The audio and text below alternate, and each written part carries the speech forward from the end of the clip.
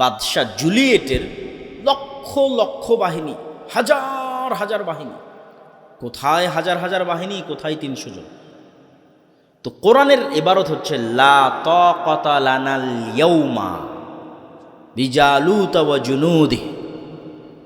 লা তাকাতা লানাল ইয়াউম, কোরআনের ইবারত যে ওই দিন মুসলমানেরা বলল জালুতের বাহিনী দেখে যে আমাদের তো কোনো শক্তিই নাই, আমরা দুর্বলে কথা বলি। লা তাকাতা লানাল ইয়াউম, আমার কোনো শক্তিই নাই। কোথায় লক্ষ লক্ষ, কোথায় ৩০০, আমরা তো জিরো। এই যুদ্ধ কেমনে হবে?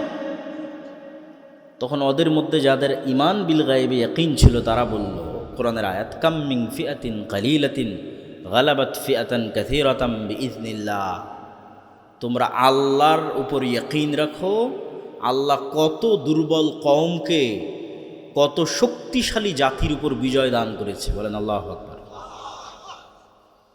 যুদ্ধ হলো, যুদ্ধে দাউদ এবং তলুত বিজয়ী হলো, দাউদ আলাইহিস সালাম। তাহলে দাউদ আলাইহিস সালাম এবং তলুত দুনিয়ার কার্যকরণের সূত্রতে বিজয় হলো না গায়েবের মদতে? আমাদের নবী মুহাম্মদ সাল্লাল্লাহু আলাইহি ওয়াসাল্লাম বদরের যুদ্ধ, উহুদের যুদ্ধ, খন্দকের যুদ্ধ, আল্লাহর নবীর জীবনের প্রত্যেকটা যুদ্ধ, কোনোটাতে কেউ বলতে পারবে না মুহাম্মদ সাল্লাল্লাহু আলাইহি ওয়াসাল্লাম দুনিয়াবি দিক থেকে শক্তিশালী ছিলেন। এমত অবস্থায় উনি বিজয়ী হয়েছে। খন্দকের যুদ্ধে সমগ্র আরব উপদ্বীপের গোত্র উপগোত্র একত্রিত হয়েছে, 10,000 বাহিনী। মদিনার ভিতরে থাকা ইহুদিরাও বাইরের কাফেরদের সাথে হাত মিলিয়েছে। মোনাফেক মুসলমানরা তো আছেই, মাত্র 700 থেকে 1000 ছাড়া মুহাম্মদ সাল্লাল্লাহু আলাইহি ওয়াসাল্লামের সাথে কেউ নাই। দুনিয়ার লজিকে আবু সুফিয়ান ফুল কনফিডেন্ট, আগের 2 বার যা হয়েছে হয়েছে, এইবার মদিনাকে মাটির সাথে মিশিয়ে দিয়ে যাবে দুনিয়াবি কার্যকরণের সূত্র অনুযায়ী। কেনা 10,000 বাহিনী নিয়ে সারা আরব জাহানকে একত্রিত করা হয়েছে ছোট্ট মদিনার বিরুদ্ধে, মুহাম্মদ সাল্লাল্লাহু আলাইহি ওয়াসাল্লামের ছোট্ট নিবু ইসলামের বিরুদ্ধে। তো এই যতগুলো যুদ্ধে মুহাম্মদ সাল্লাল্লাহু আলাইহি ওয়াসাল্লাম মক্কার কাফের মুশরিকদের বিরুদ্ধে বিজয়ী হয়েছে, উনি দুনিয়াবি কার্যকরণের সূত্রতে বিজয়ী হয়েছে না গায়েবের মদদে? মুহাম্মদ সাল্লাল্লাহু আলাইহি ওয়াসাল্লামকে গায়েবের মদদ পাওয়ার পূর্ব শর্ত পূরণ করতে হয়েছে, এবং গায়েবের মদদই উনি বিজয়ী হয়েছে। তার অসংখ্য হাদিস, অসংখ্য আয়াত, আমার ফেরেশতাদের উপরে যেটা পূর্ণাঙ্গ বক্তব্য আছে ওইটাতে আমি ওই হাদিসগুলো তুলে ধরেছি, যেগুলোতে এই যুদ্ধের মাঠে সরাসরি ফেরেশতা অবতীর্ণ হয়েছে, সরাসরি জিবরাইল এবং মিকাইল অবতীর্ণ হয়েছে। এবং আল্লাহ কোরআনে বলেছে, ফাস্তাজাবা লাকুম রব্বুকুম বিআন্নী মুমিদ্দুকুম বিআলফিম মিনাল মালাইকাতি মুরদিফিন, যে আল্লাহ তোমাদের সহযোগিতায় 1000 ফেরেশতা, 3000 ফেরেশতা, 5000 ফেরেশতা অবতীর্ণ করেছে আসমান থেকে। আল্লাহু আকবার। একটা যুদ্ধে সাহাবীরা মনে করেছিল যে আজকে দুনিয়াবি লজিকে তারা জিতবে, এটা হচ্ছে হুনাইনের যুদ্ধ। হুনাইনের যুদ্ধে মুসলমানদের সংখ্যা বেশি ছিল, কাফেরদের সংখ্যা কম ছিল। এটা মক্কা বিজয়ের পরের যুদ্ধ। তখন সাহাবীরা মনে করলো এতদিন বদরে যেহেতু দুর্বল ছিল, উহুদে দুর্বল ছিল, খন্দকে দুর্বল ছিল, তো ভরসা কার উপর ছিল? আল্লাহর উপর।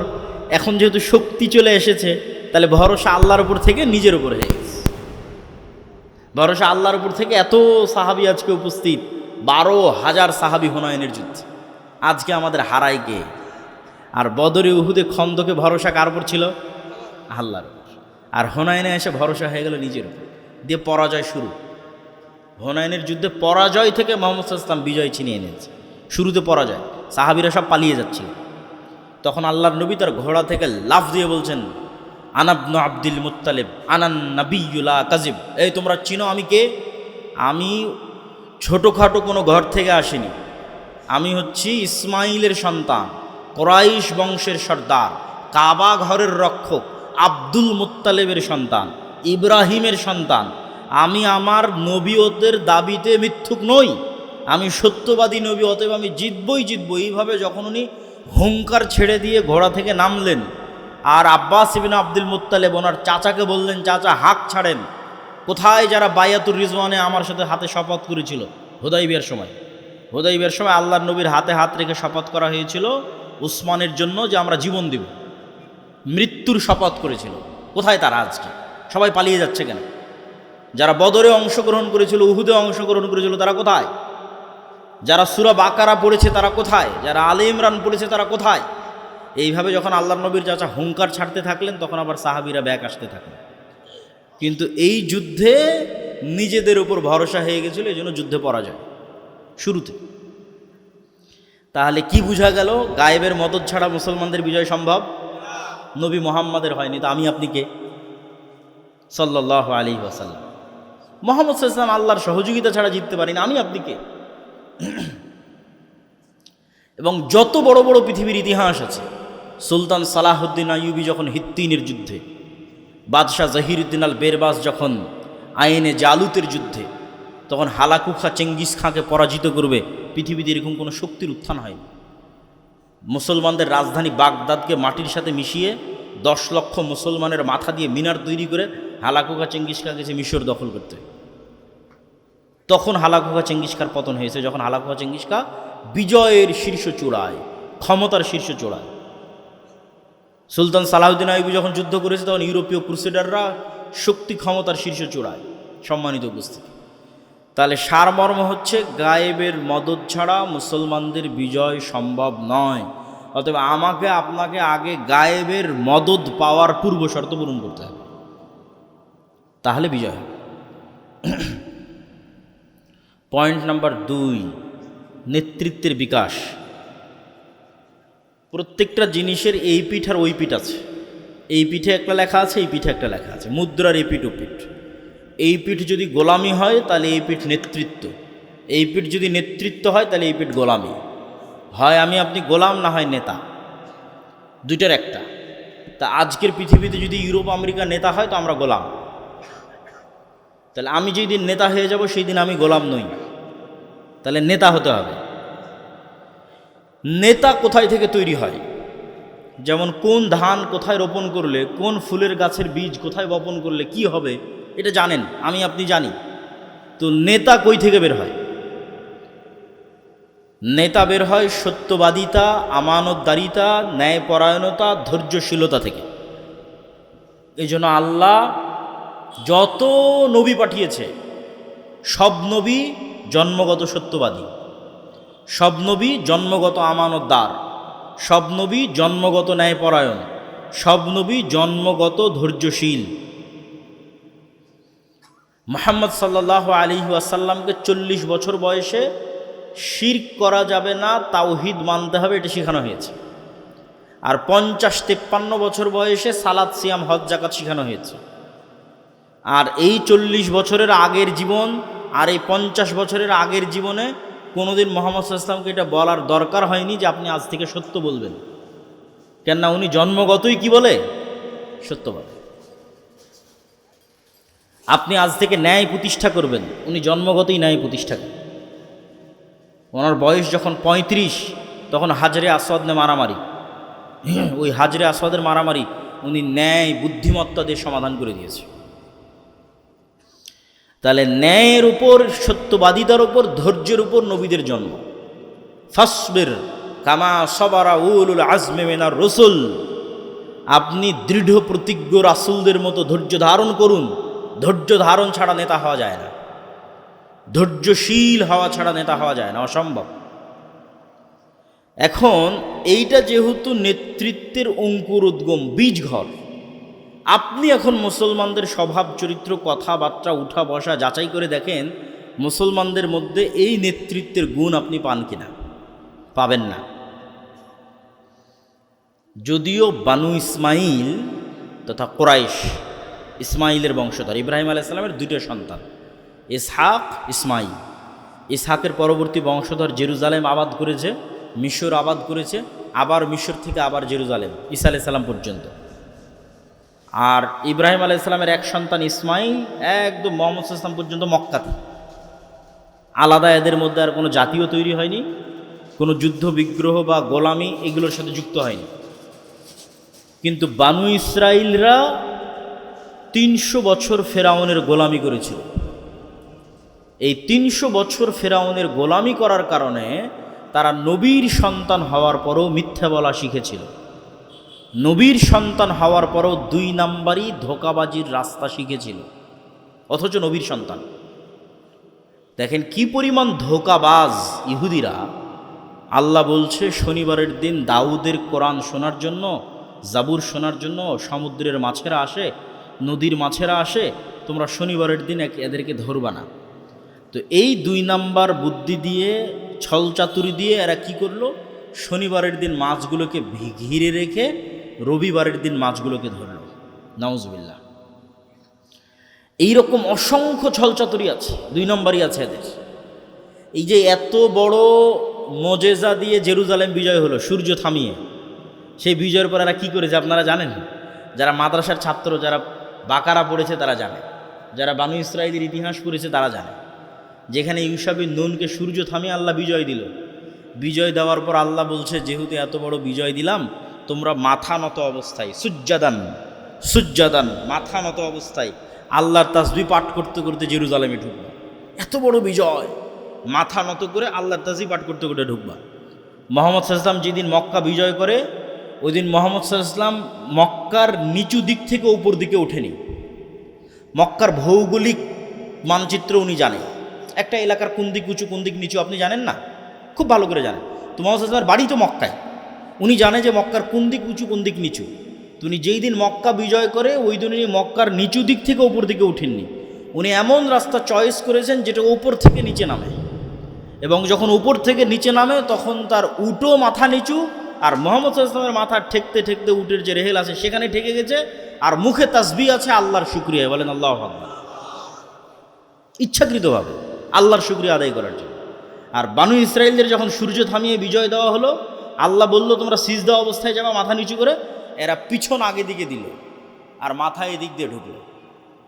আর আল্লাহ ওদেরকে বললো যে তোমরা বলবা হিত্তাতুন নাগফির লাকুম। হিত্তাতুন একটা হিব্রু ভাষা, হিব্রুতে হিত্তাতুন মানে আস্তাগফিরুল্লাহ। তো তোমরা আস্তাগফিরুল্লাহ বলতে বলতে ঢুকবা কেন, তোমরা আগে অপরাধ করেছো। ওরা কি করলো, হিত্তাতুনটাকে পাল্টিয়ে বললো হিনতাতুন। হিনতাতুন মানে গমের দানা। কি পরিমাণ 2 নাম্বার ধোকাবাজ মিথ্যু কওম, অথচ এরা নবীর সন্তান, এদেরকে আল্লাহ এমনি অভিশপ্ত বানায়নি। তাহলে নবীর সন্তানের স্বভাব কেমনে পরিবর্তন হয়? আল্লামা ইকবাল বলছে গোলামি মে বদল জাতি হে কওমো কা জমির, যে দাসত্বে জাতির স্বভাব চরিত্র পরিবর্তন হয়ে যায়। তো ফেরাউনের দাসত্বে এরা মিথ্যা বলা শিখে নিয়েছে। কেন? গোলাম মানে কি? একটা রুটির জন্য মারামারি করা লাগবে। গোলাম মানে একটা রুটির জন্য মিথ্যা বলা, কেন আপনি হত্যাও করতে পারেন, তার নাম গোলামি। কেন? রুজি রুটির অভাব, দুঃখ কষ্ট, এই গোলামির মধ্যে 300 বছর পার হয়েছে, জীবনের নিরাপত্তা নাই, মিথ্যা তো বলতেই হবে, কিছু করার নেই। কিন্তু আমরা যারা বানু ইসমাইল মানে ইব্রাহিমের আরেক সন্তানের বংশধরের অনুসারী, এরা যেহেতু কোনোদিন গোলাম ছিল না, কোনোদিনই না, কোরাইশরা কোনোদিন গোলাম ছিল না। আব্দুল মোত্তালেব এবং আব্দুল মোত্তালেবের পূর্বসূরি ইসমাইল পর্যন্ত এই মক্কা কেউ কোনোদিন দখল করে এদের গোলাম বানায়নি। যেহেতু এরা কোনোদিন গোলাম ছিল না, সেহেতু ইসমাইলের সন্তানেরা শিরক করলেও মিথ্যা বলা জানত না। বুঝেন আমার কথা? ইসমাইলের সন্তানেরা শিরক করলেও ধোঁকাবাজি জানত না, 2 নম্বরই জানত না। তার 2-1টা উদাহরণ আপনাকে দেই, তাহলে আপনি বুঝবেন যে আজকের মুসলমানেরা একসাথে 2টো অপরাধ করতেছে। একটা তো বানু ইসরাইলের চুরি বাটপারি ধোঁকাবাজি, 2 নম্বরই দুর্নীতি এদের মধ্যে ঢুকে গেছে, আর একটা হচ্ছে শিরক ঢুকে গেছে। 2টাই মুসলমানদের মধ্যে ঢুকে গেছে। এবার যে বানু ইসমাইলের আমরা আলোচনা করতেছি, তারা এই ন্যায়পরায়ণতা সত্যবাদিতায় আমাদের চেয়ে গিয়েছিল, মক্কার কাফের মুশরিকরা। যেমন আল্লাহর নবীর চাচা আবু তালেব মুশরিক, মৃত্যু শিরকের উপর হয়েছে, কিন্তু ইতিহাস থেকে একজন দাঁড়িয়ে প্রমাণ দিতে পারবে না যে আবু তালেব কোনোদিন মিথ্যা বলেছে। আবু তালেব অমুকের সম্পদ মেরে নিয়েছে, আল্লাহর নবীর চাচা আবু তালেব, যে আবু তালেব অমুকের সাথে 2 নম্বরই করেছে। আবু তালেবকে ছাড়েন, আবু তালেব তো অন্তত মুখোমুখি মোহাম্মদ সাল্লাল্লাহু আলাইহি ওয়াসাল্লামের বিরোধিতায় অবতীর্ণ হয়নি। আবু সুফিয়ান যে মুখোমুখি মোহাম্মদ সাল্লাল্লাহু আলাইহি ওয়াসাল্লামের বিরুদ্ধে অবতীর্ণ হয়েছে সব যুদ্ধে। মুসলমানদের প্রধান মোহাম্মদ সাল্লাল্লাহু আলাইহি ওয়াসাল্লাম, কাফেরদের প্রধান আবু সুফিয়ান। এই আবু সুফিয়ান পর্যন্ত জেরুজালেমের মাটিতে বাদশাহ হেরাক্লিয়াসের দরবারে কোনো ক্যামেরা নাই, কোনো লাইভ নাই, কোনো রেকর্ডার নাই, চাইলেই আবু সুফিয়ান মিথ্যা বলতে পারে মোহাম্মদ সাল্লাল্লাহু আলাইহি ওয়াসাল্লামের নামে। কিন্তু আবু সুফিয়ান মিথ্যা বলতে পারেনি, মানে আবু সুফিয়ান মিথ্যা বলা জানেই না, তো বলবে কিভাবে? তাহলে মক্কার কাফের মুশরিক আবু তালেব, আব্দুল মুত্তালিব, আর মক্কার সাবেক কাফের মুশরিক পরবর্তীতে মুসলমান আবু সুফিয়ান রাদিয়াল্লাহু তাআলা আনহু আজকের যুগের মুসলমানদের চেয়ে ভালো সত্য বলাতে, দুই নাম্বারই না করাতে, জুয়াচুরি ডাকাতি দুর্নীতি না করাতে। এখান থেকেই নেতৃত্বের যাত্রা শুরু হয়, নেতা তৈরি হয়। এই আবু তলেবের ছেলে আলী ইসলামের চতুর্থ খলিফা। তাহলে আলী জন্মগত মিথ্যা বলা জানে না, আলী জন্মগত ধোঁকাবাজি চুরি চামারি জানে না। তাহলে জন্মগত নেতৃত্বের গুণ আছে। পিতা আবু তলেব, আলী ইবনে আবি তলেব, তার সাথে তাওহীদ যুক্ত হয়েছে। এই তাওহীদ আর এই সত্যবাদিতা আমানতদারিতা আলী ইবনে আবি তলেবকে মক্কার নেতা থেকে বিশ্বের নেতা বানিয়ে দিয়েছে। বলেন আল্লাহু আকবার। আবু বকরকে, ওমরকে, ওসমানকে, আবু সুফিয়ান এবং তার পরবর্তী বংশধর মুআবিয়া এবং তাদের পরবর্তী বংশধরকে ছোট্ট মক্কার নেতা থেকে অর্ধ বিশ্বের নেতা বানিয়ে দিয়েছে। কেন? নেতৃত্বের গুণ আগে থেকেই ছিল। তাহলে আমাদের স্বভাব চরিত্র ধ্বংস হলো কখন? যখন আমরা ইউরোপের উপনিবেশে ছিলাম, ব্রিটিশ শাসন আমলে 190 বছর। আপনি গোলামির কারণে যে স্বভাব চরিত্র চেঞ্জ হয়, এটা যদি আরও ভালো বুঝতে চান, তাহলে দেখবেন যেখানকার মুসলমানেরা যত নিকৃষ্ট লেভেলের গোলাম, ওখানকার মুসলমানেরা তত বেশি মিথ্যা, চুরি চামারি, ডাকাতি 2 নম্বরই বেশি জানেন। আপনি এখনই মাপতে পারবেন। তুলনামূলক আপনি রোহিঙ্গাদের সাথে বাঙালিদের তুলনা করেন, বাঙালিদের সাথে ভারতের মুসলমানদের তুলনা করেন, ঠিক আছে? আবার বাঙালি পাকিস্তানি মুসলমানদের সাথে আফ্রিকার মুসলমানদের তুলনা করেন। আফ্রিকার মুসলমানেরা স্পেন, ফ্রান্সের ভয়ঙ্করতম নিকৃষ্টতম জুলুমের শিকার এখন পর্যন্ত। ফলত আফ্রিকার মুসলমানেরা ওই রাস্তাগুলো বাঙালি পাকিস্তানি মুসলমানদের চেয়ে বেশি চিনে। এই যে আপনারা 1947-এর পর থেকে একটু স্বাধীন আছেন, এই একটু স্বাধীনতার কারণে ভারতের মুসলমানদের আর আপনাদের মুসলমানদের মধ্যে স্বভাব চরিত্রে পার্থক্য আছে। ন্যূনতম স্বাধীনতার কারণে, পূর্ণ স্বাধীনতা না। ভারতের মুসলমানদেরকে আমরা অনেক ভালোবাসি, সম্মান করি, শ্রদ্ধা করি, কাউকে ছোট করা এখানে উদ্দেশ্য নয়। পশ্চিমবঙ্গ, মালদা, মুর্শিদাবাদ এই সমস্ত অঞ্চল থেকে অনেক দিনী ভাই আমাদের বক্তব্য শুনে। আল্লাহ সুবহানাহু ওয়া তাআলা তাদেরকে কবুল করুক, আল্লাহুম্মা আমিন। কিন্তু এইটা বোঝানো উদ্দেশ্য যে গোলামির কারণে স্বভাব চরিত্র নষ্ট হয়। তাহলে এই বাঙালিরা, এই পাকিস্তানিরা, বাংলাদেশিরা মিথ্যা বলা শিখেছে যখন ব্রিটিশদের গোলাম ছিল, তখন দুর্নীতি করা শিখেছে যখন ওদের গোলাম ছিল। আর গণতন্ত্র আর সুদ আর গণতন্ত্র, এই দুটো মুসলমানদের উপর চাপিয়ে দেওয়া আছে যেন মুসলমানেরা আর জীবনে কোনোদিন সত্য বলা শিখতে না পারে। গণতন্ত্রের রাজনীতি এমন জঘন্য, গণতন্ত্রের রাজনীতি এমন নিকৃষ্ট, এখানে এক দলের নেতা আর এক দলের নেতার বিরুদ্ধে মিথ্যা তো বলবেই। একই আসনের 10 জন মনোনয়ন প্রার্থী, একজন আর একজনের বিরুদ্ধে মিথ্যা বলবে।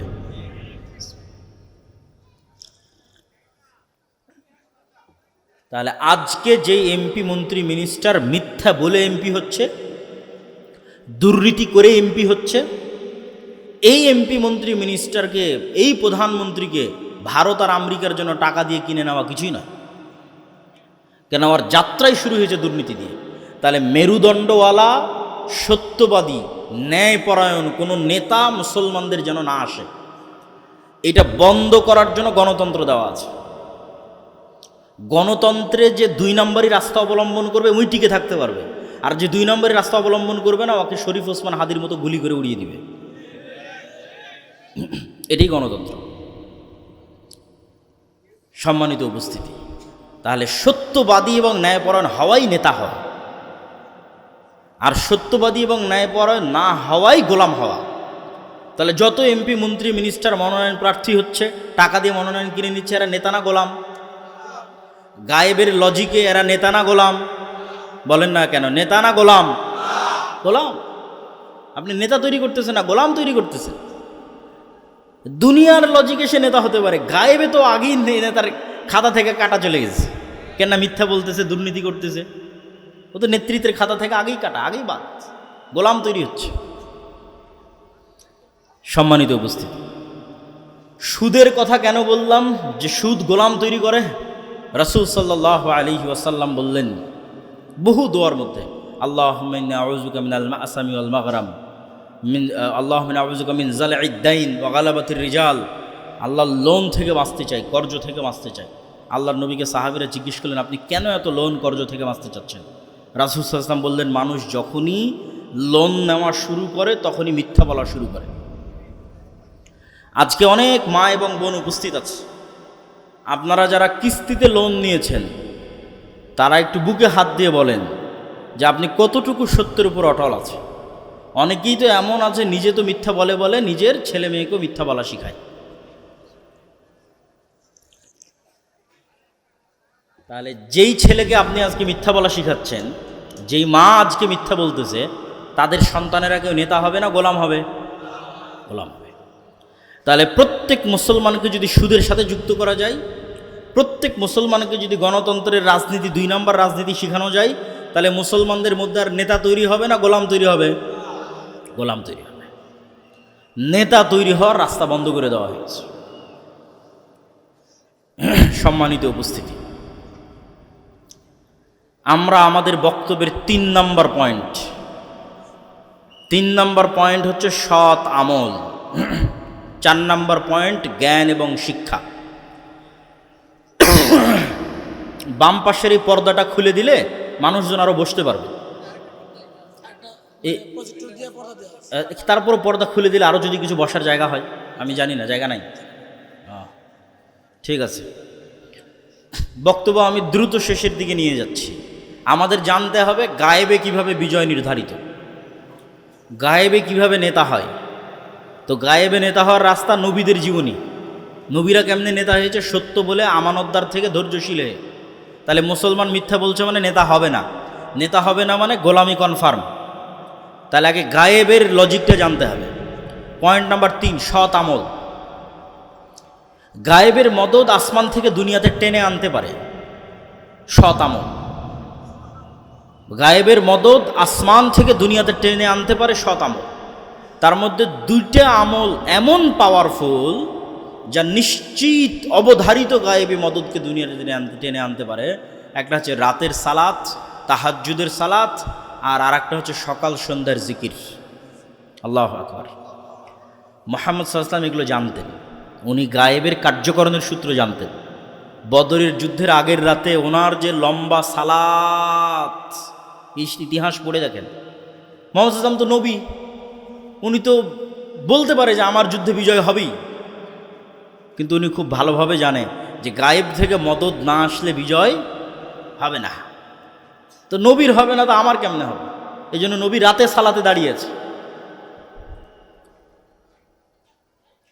রাতে সালাতে দাঁড়িয়েছে। এবং আবু বকর রাদিয়াল্লাহু তাআলা ক্লান্ত হয়ে আল্লাহর নবীকে বলছে, যথেষ্ট হয়েছে, থাক, আপনি আর দাঁড়িয়ে থাকিয়েন না, আর রাতের সালাতকে লম্বা করিয়েন না। তাহলে রাতের সালাত মুহাম্মদ সাল্লাল্লাহু আলাইহি ওয়াসাল্লাম আদায় করতেছে কেন? মুহাম্মদ সাল্লাল্লাহু আলাইহি ওয়াসাল্লামের গায়েবী মদদ দরকার। বদরের যুদ্ধে আসমান থেকে সাহায্য আসতে হবে, নাহলে মুহাম্মদ সাল্লাল্লাহু আলাইহি ওয়াসাল্লামের পক্ষে বিজয় সম্ভব নয়। এই জন্য মুহাম্মদ সাল্লাল্লাহু আলাইহি ওয়াসাল্লাম রাতের সালাতে দাঁড়িয়ে আছে। তাহলে রাতের সালাত এবং সকাল সন্ধ্যার জিকির গায়েবী মদদকে টেনে আনতে পারে। আল্লাহ সুবহানাহু ওয়া তাআলা কোরআন মাজিদে সকাল সন্ধ্যার জিকিরের কথা প্রচুর বলেছে। এত আয়াত সকাল সন্ধ্যার জিকিরের সীমাহীন, অগণিত। সকাল মানে ফজরের পর থেকে সূর্য ওঠা পর্যন্ত, আর সন্ধ্যা মানে আসরের পর থেকে সূর্য ডুবা পর্যন্ত। সন্ধ্যা মানে মাগরিবের পর নয়, ক্বাবলাল গুরুব কোরআনের আয়াত, ক্বাবলাল গুরুব, সূর্য ডুবার পূর্বে। ইউশা বিন নুনের দোয়া এই সময়ই কবুল হয়েছিল, যেটা কিছুক্ষণ আগে বলে আসলাম। এবং জুমার দিন এমন একটা সময় আছে যেই সময়ে বান্দা মুখ দিয়ে যা উচ্চারণ করবে তাই বাস্তবায়ন হয়ে যাবে। একদল আলেম বলছে জুমার দিনের এই সময়টা মুয়াজ্জিন যখন আজান দেয় তখন থেকে ইকামত দেওয়া পর্যন্ত, আর আরেক দল আলেম বলছে এই সময়টা জুমার দিন আসর পর থেকে নিয়ে সূর্য ডুবা পর্যন্ত। তো ওই আসর থেকে সূর্য ডুবা, এটা হলো ক্বাবলাল গুরুব, সন্ধ্যার জিকির, সকাল সন্ধ্যার জিকির। জিকিরের উপর আমার বিস্তারিত লম্বা আলোচনা আছে, যেমন আজকের জুমার খুতবা ও জিকিরের উপর দেওয়া ছিল, সেখান থেকে পুরো জিকিরের আলোচনাটা শুনে নিতে পারেন। শেষ পয়েন্ট, জ্ঞান এবং শিক্ষা। আল্লাহ এই পৃথিবীকে একটা সিস্টেমের উপর ডেভেলপ করেছে, যেটাকে বলা হয় সুন্নাতুল্লাহ। সাধারণত আল্লাহ এই সিস্টেম ভাঙে না। যেমন আগুনকে আল্লাহ তৈরি করেছে পোড়ানোর জন্য। আগুনে যদি পৃথিবীর সবচেয়ে আল্লাহওয়ালা মানুষকে নিক্ষেপ করা হয়, পুড়ে যাবে। সূরা বুরুজে পড়ে দেখেন, পুরো একটা জাতিকে আগুনে নিক্ষেপ করা হয়েছে, মুমিন তারা পুড়ে গেছে। শুধু ইব্রাহিম আলাইহিস সালামের ক্ষেত্রে আল্লাহ রুলস ব্রেক করেছে, যে আগুন তোমাকে জ্বালানোর জন্য তৈরি করেছি, তবে আজকে নয়। তাহলে যেই সিস্টেমের উপর পৃথিবী তৈরি আছে, এই সিস্টেম সাধারণত আল্লাহ ভাঙে না। তখন ওই সিস্টেম যদি ইহুদিও ব্যবহার করে পারবে, সিস্টেম যদি খ্রিস্টানও ব্যবহার করে পারবে। মোবাইলের বাটনে চাপলে ফ্ল্যাশ লাইট অন হয়, ইহুদি চাপলেও অন হবে, মুসলমান চাপলেও অন হবে। এটা তো আল্লাহ দেখবেন না। তো আল্লাহ পৃথিবী এভাবেই ডেভেলপ করেছে, জ্ঞানী যে শক্তি ক্ষমতা তার, জ্ঞান যার শক্তি ক্ষমতা তার।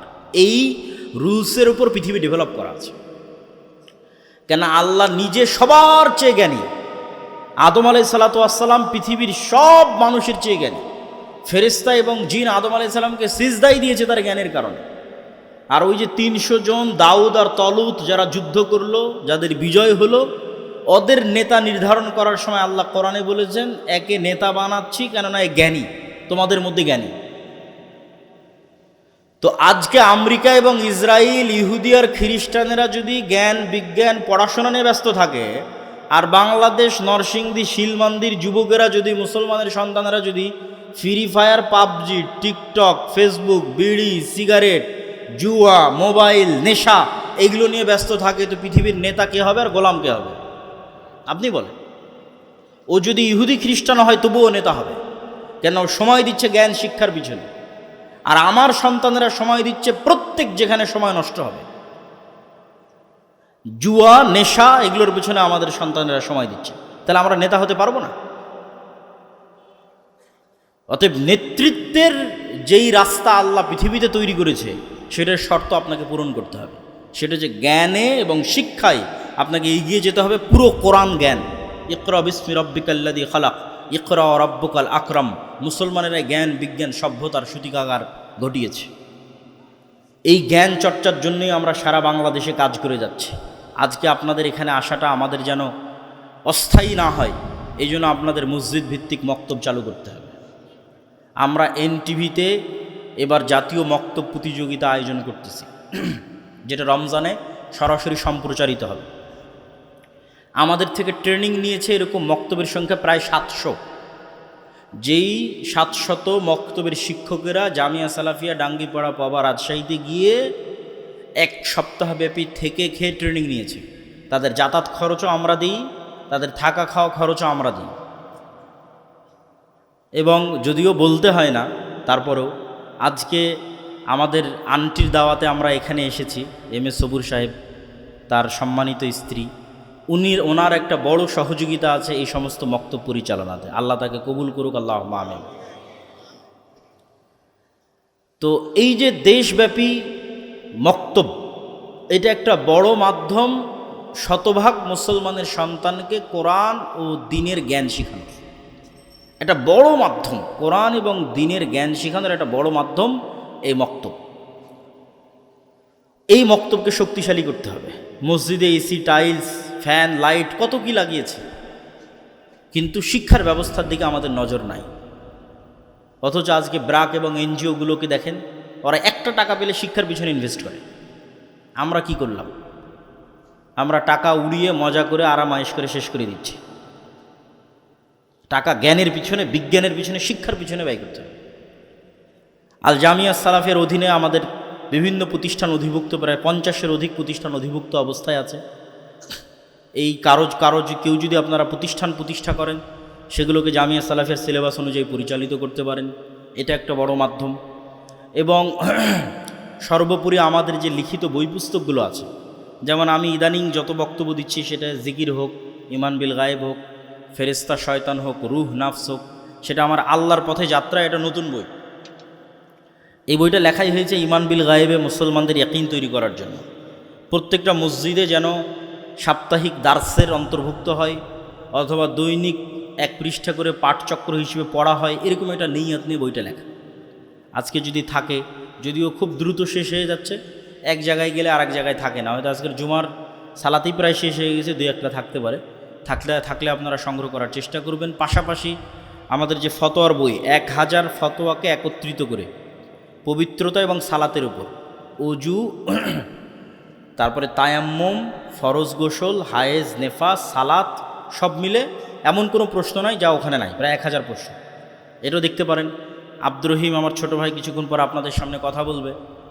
আপনারা এখন যেভাবে আছেন সেভাবেই বসে থাকার অনুরোধ রইল। আপনাদের প্রাণপ্রিয় ওস্তাদ শেখ আব্দুর রাজ্জাক বিন ইউসুফ, তিনিও হয়তো চলে এসেছেন অথবা রাস্তায় আছেন। তিনি সব শেষে আপনাদের এখানে বক্তব্য দিবেন। অতএব এখান থেকে উঠে যাওয়ার কোনো সুযোগ নেই, বক্তব্য শুনতেই হবে ইনশাআল্লাহ। কেননা এখানে আপনাদের সাথে কারা আছে? ফেরেশতারা আছে। এইটার উপর ইয়াকিন লাগবে, এটাই ঈমান বিল গায়ব, এটার উপর ইয়াকিন লাগবে। অতএব ফেরেশতাদের সাথে এই মজলিস জান্নাতের বাগান, এখানে আপনারা অপেক্ষমান থাকেন। আর যাদের বসার জায়গা নাই তাদের অন্য কোথাও বসার ব্যবস্থা করার জন্য অনুরোধ জানাচ্ছি। অনেক মানুষ, আল্লাহ সকলকে কবুল করুক, আল্লাহুম্মা আমিন। আর আমাদের জামিয়া সালাফিয়ার সালাফি কনফারেন্স 30